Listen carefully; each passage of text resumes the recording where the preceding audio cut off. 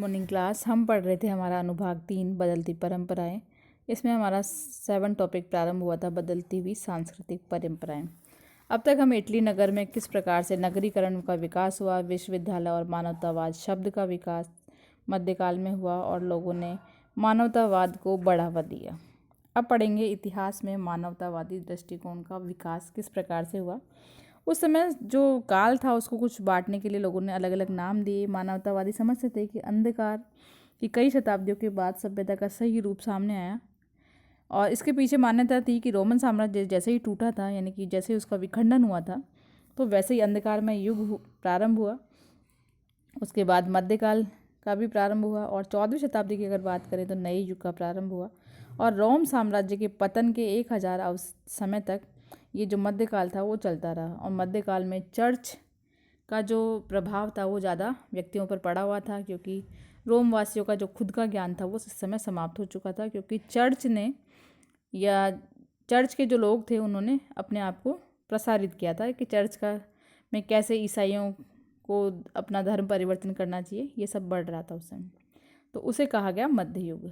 और आधुनिक शब्द भी मानवतावादियों ने 15वीं शताब्दी के लिए दिया और इस प्रकार से इस कालक्रम को विद्वानों ने इस प्रकार से बांटा है। 5वीं से लेकर के 14वीं शताब्दी को मध्य युग, 5वीं से लेकर के 9वीं शताब्दी को अंधकारमय युग और 9वीं से 11वीं शताब्दी की अगर हम बात करें तो वो आरंभिक मध्य युग। और 11वीं से 14वीं शताब्दी में को इन्होंने उत्तर मध्य युग कहा और 15वीं शताब्दी से प्रारंभ होता है आधुनिक युग।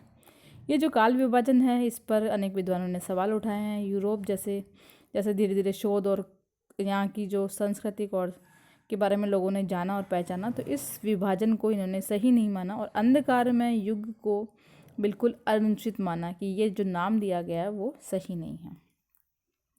अब बात करें विज्ञान और दर्शन में अरबियों का योगदान, तो उस समय पूरे मध्यकाल में अगर मध्यकाल की अगर हम बात करें तो उस समय ईसाई गिरजाघरों और मठों के जो विद्वान थे उन्होंने यूनानी और रोमन विद्वानों की कृतियों से परिचित थे, यानी इनको जानते थे, पर इन लोगों ने उन रचनाओं का कोई विशेष प्रचार प्रसार नहीं किया मध्यकाल तक। तो अब 14वीं शताब्दी में धीरे धीरे अनेक विद्वानों ने, प्लेटो, अरस्तु ने अपने ग्रंथों का अनुवाद पढ़ना शुरू किया, क्योंकि इस समय इनके जो ग्रंथ थे उनको अरबी भाषा में अनुवादित किया जा रहा था, लोग इनको पढ़ रहे थे।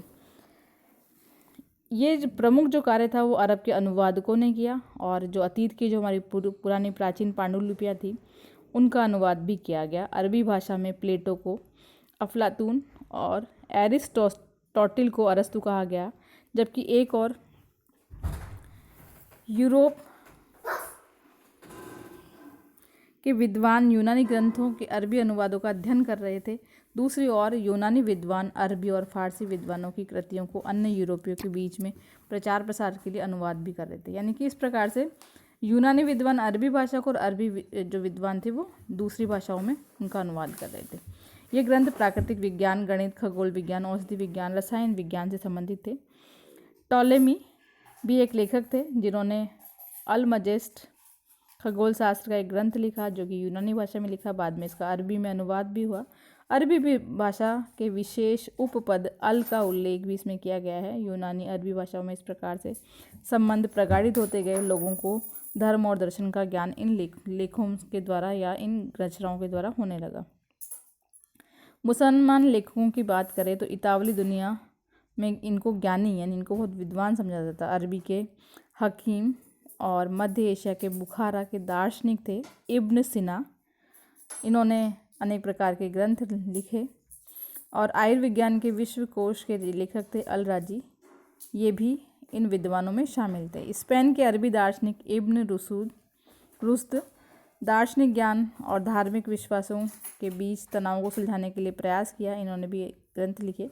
उनकी पद्धति को ईसाई लोगों ने भी अपनाया। मानवतावादी अपनी बात को लोगों तक विशेष प्रकार से पहुंचाते थे। यद्यपि उस समय विश्वविद्यालयों में कानून, आयुर्विज्ञान, धर्मशास्त्र इनको ही पढ़ाया जाता था।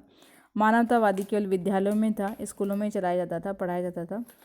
तो इस प्रकार से धीरे धीरे जो मानवतावादी दर्शन था, विचार थे, वो सभी पूरे यूरोप में फैलने लगे, केवल इटली तक ही सीमित नहीं थे।